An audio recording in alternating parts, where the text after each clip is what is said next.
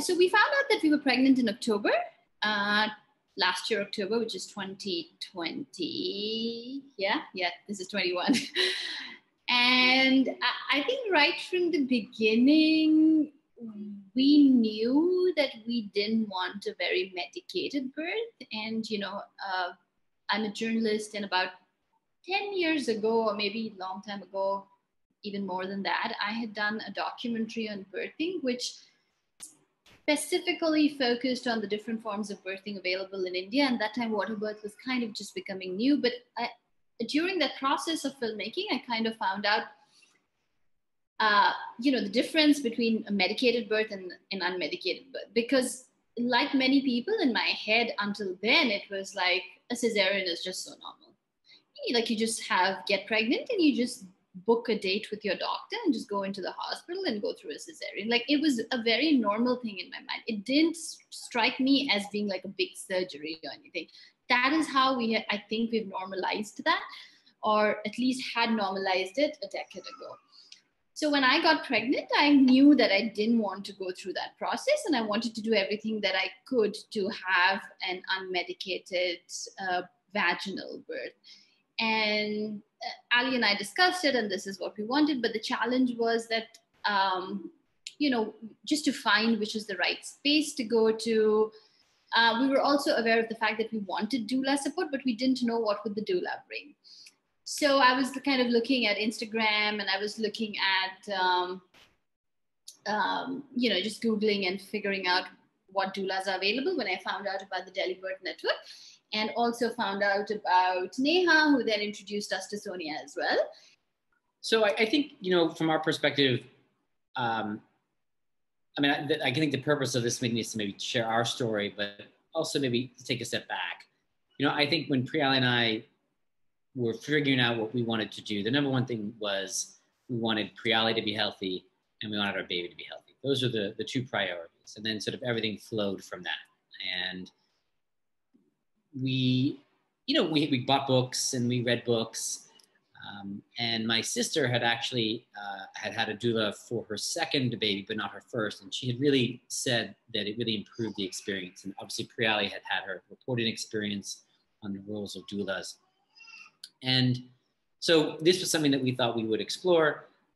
And from the moment we met Neha and Sonia, we were really happy that we decided to go down this path. As a man, I think that, obviously you're not experiencing this firsthand. You're a supportive partner, and you're learning about everything from the mother. So being part of a doula experience actually really brings you in, at least I felt it brought me in closer to the experience, because I was learning a lot about things that I might not know about because Priyali might just not share, that there are things that she's dealing with and it's just sort of part of every day for her. But I might not have understood that. And Neha and Sonia were very good at sharing all of the changes that were happening and ways that we could deal with them as we got closer and closer to the birth process. So, this particular meeting that I think Priyali is referencing was a priority setting meeting, which I thought was really helpful. Sonia and Neha brought flashcards, and they put out in front of us these options. So,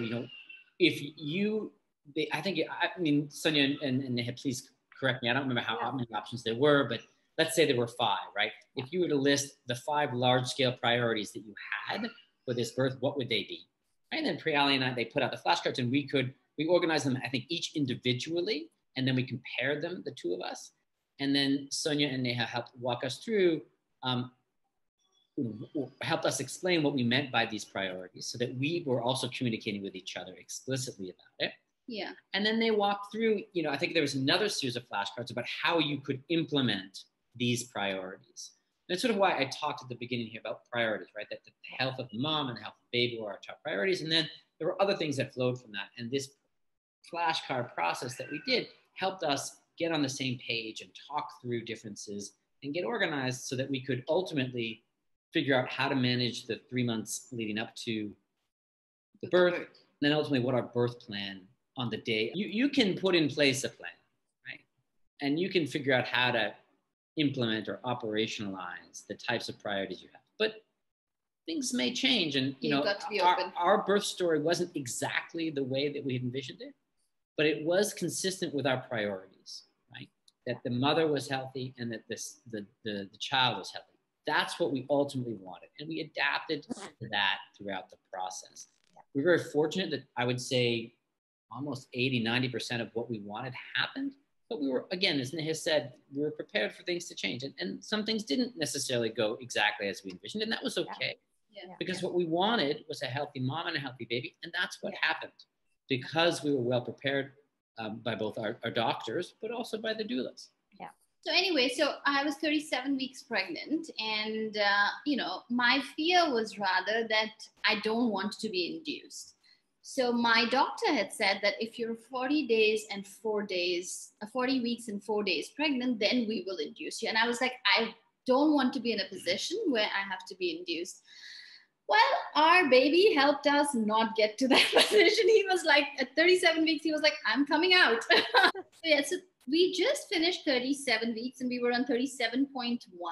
And at about 3:34 in the morning, I started feeling like really uneasy. I felt like I had to go to the loo. I was like, am I having like diarrhea? Is it like, I was feeling uneasy in my stomach. But I was like, I'm not going to wake up Ali right now. It's just like 3:34 in the morning. So I didn't even know if it was labor, right? So, but I kept going and I kept feeling uneasy. And then I messaged a friend of mine who had given birth just about 2 weeks before that. And she was in Australia. So it was morning already there. So I sent her a message saying, her name is Priyali. I said, you know, did you feel like this? Because is this labor starting? So she said, are you bleeding? Until then, there was no blood, but within 2 minutes after that, there was a little bit of spotting. I said, yeah, I'm spotting. She said, all right, get ready for the party. So, so I was like, okay. And then at about 7 o'clock, I felt a little bit of the water trickle. And it wasn't like a gush, it was just a little trickle. And I messaged Neha immediately and I said, Neha, I think there's a water trickle. So what am I supposed to do? And I was very aware of the fact, thanks to all the Lamaze classes that we took with Neha and all the discussions that we went through with Sonia and Neha, that, you know, I did message my doctor at about 10 o'clock, 11 o'clock. And, you know, because doctors want to be safe, and Dr. Rinku Singh Gupta is great. But she was like, Priyali, why don't you just come in and get checked into the hospital? So for everybody who's listening, you know, it is your call. But if you feel that you need to go to the hospital, you should go. I did not feel the need to go to the hospital. Even I was like, I know this is fine. So I actually stayed back home. And Ali, me, Ali's sister, and my dogs, 3 of my dogs, we kind of stayed together for another 10 hours, I think. And, you know, I watched TV. I kept bouncing on my ball. It was very normal. I didn't feel uneasy till about 6 p.m., let's say, 5:36 p.m. So I started at about 4 in the morning till 5:36 p.m. I wasn't feeling uneasy. At 5:36, I started feeling like the contractions are staying and are longer. And then I brought out my yoga mat because I knew I want to kind of labor on that. So I brought out my yoga mat, spread it in my room. Ali put on my favorite music. I had made a playlist and I told Ali this is the playlist to follow. So between us, we had a lot of discussion as to how I want him to support me during labor. I'm curious to know here, how were you doing at this time, Ali? Did you feel like, hey, she should go to the hospital? What if the baby comes out? Were you anxious, or were you comfortable with going with her choice to stay home? So again, I would in some ways put this back on YouTube. Again, the preparation leading up to this stage was really important. We can talk a lot about the birthday, which is obviously a very critical time and moment, but how you relate to that day, the tools you have to deal with that day, were really in many ways set up by the classes that we took with Neha and Sonia. again, we read a lot of books about this, but the books are mostly about like, hey, what's happening? This is the development of your baby. This is what the day of is going to look like. This is what the month leading up to the birth is going to look like. But they really didn't get into sort of techniques of how, as a partner, can you support your spouse as they're dealing with contractions. Thinking to go back to the specific question, I think I was calm. I mean, I think, Priyali and I have a, every marriage is unique.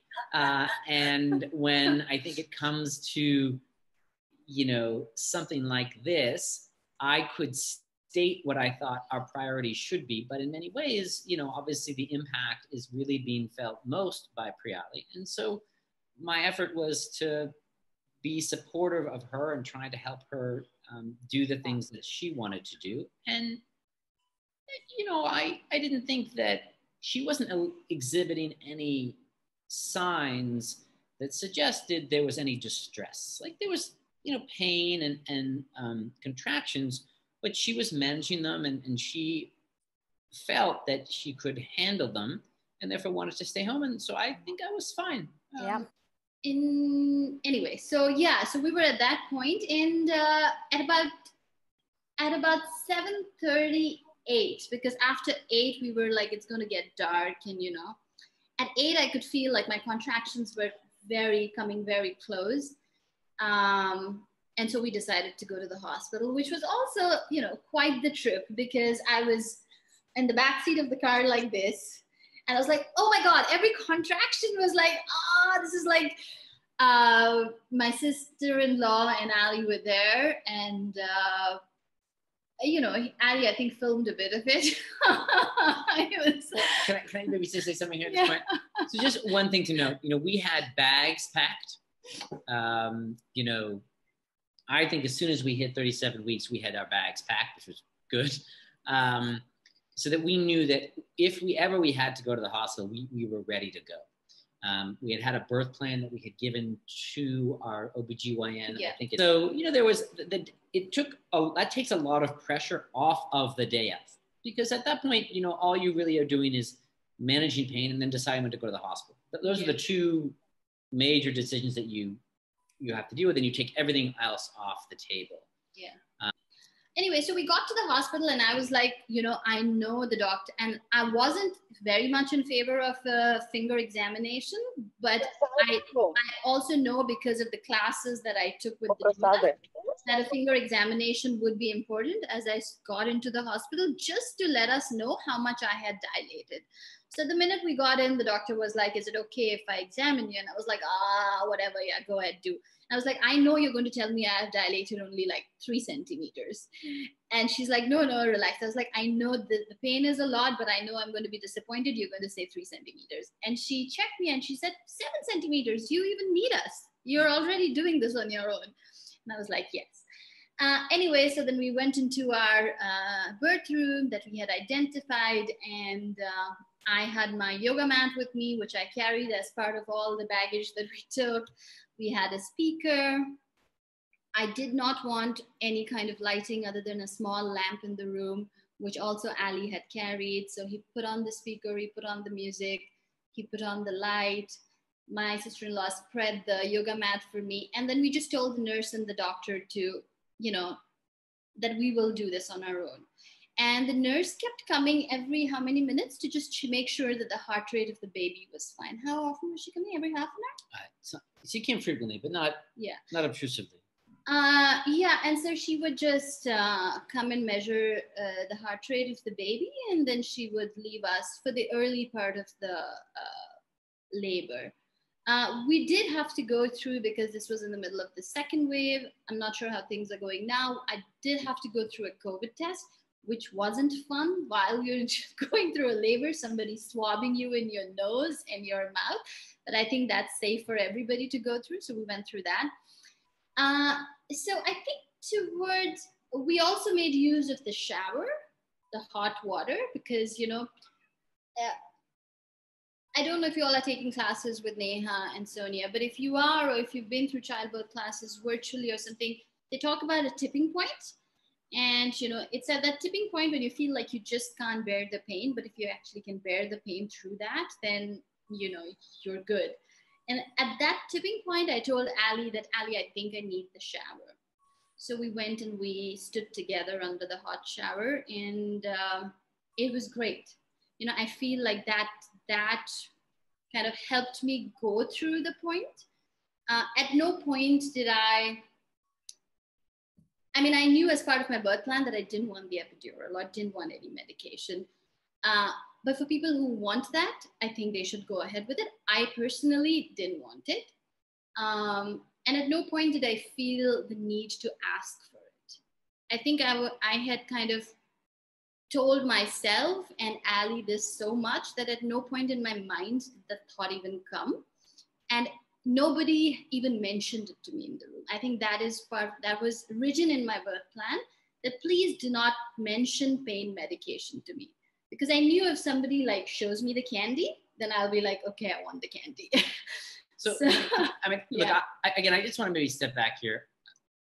We had, again, I think the third or fourth time I'm saying this now, we had set as a priority for the health of the mother and the health of the baby. And we had all these specifics in our birth plans, right?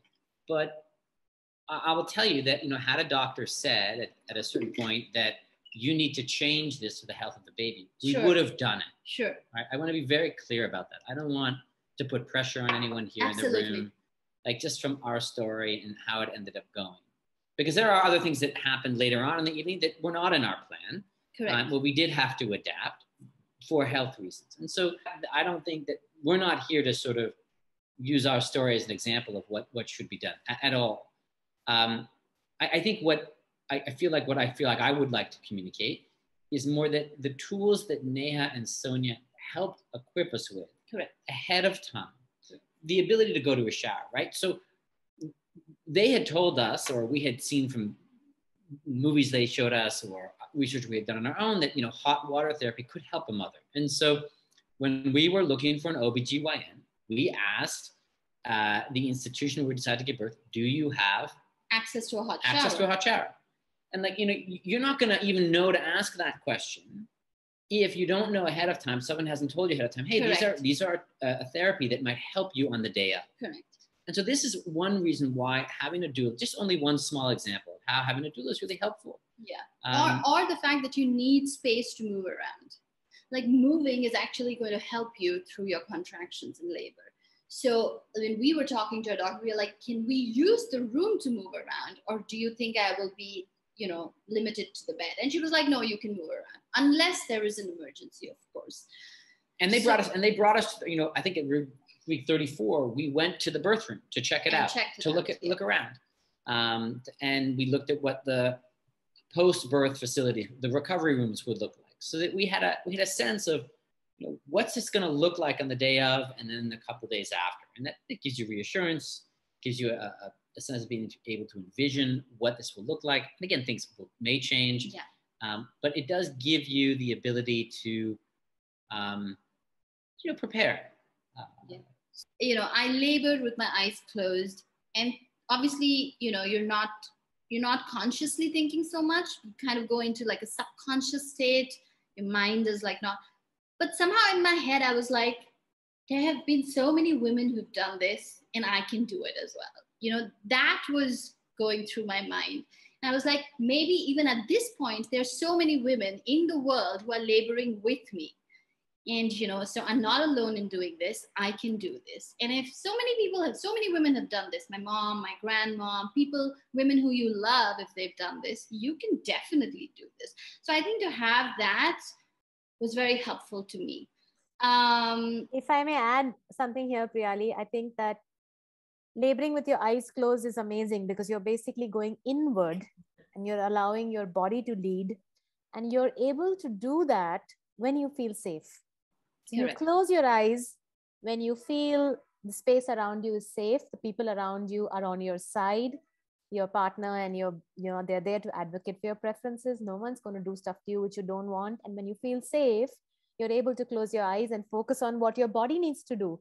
A lot of women who feel threatened in their birth space are unable to do that. They're unable to surrender to their body because they're still protecting themselves. And so, which is why creating a birth space where you feel safe choosing people, making that birth plan. All of that allows you to sort of let go of this protection and just kind of go in and do what you need to. And so I'm so glad that you felt safe enough to be able to just shut your eyes and do what you need to do. That's yeah, lovely. thanks to Ali and Joe, his sister, Yeah. for that. And again, you know, like having these small mantras, which you can, you know, either write it down or tell your partner to tell those to you, can be helpful. So I had told Ali, every time I'm at my breaking point, play this particular music track for me and come and tell me you are stronger than this. And he did that. And every time he would tell me that and he would play that track, I would kind of start focusing on the lyrics and kind of take my mind away from the contractions. It's not possible to take your mind off the contractions, but there is some kind of, you know, so whatever gives you strength, you know, try and bring those expressions of strength into your labor room or into your birth room is, you know, is what I would say from my personal experience. Towards the end, as Ali said, things didn't go as we had planned, as much as we had planned. I was not able to kind of urinate through the process of my contractions and my labor, because of which, when the baby was being pushed down, I think the bladder was coming in place. So they tried to kind of, they tried to make me go to the bathroom and urinate, but I just wasn't able to urinate. So they had to catheter me and, you know, let the urine pass. So that was a small intervention, which I hadn't ideally wanted, but the minute the urine was taken out through the catheter, the pushing started again. And then it was around what, 2 a.m. or something?